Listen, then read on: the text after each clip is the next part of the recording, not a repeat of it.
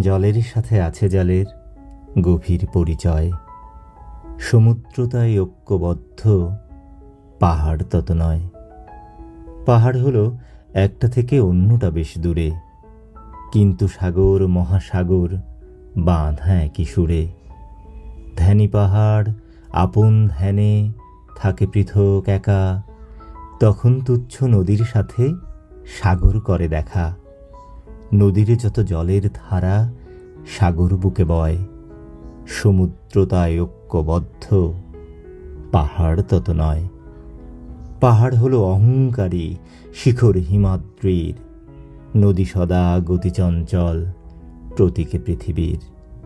সইতে জানে বইতে জানে সারা জগৎময়, সমুদ্র তাই ঐক্যবদ্ধ, পাহাড় তত নয়।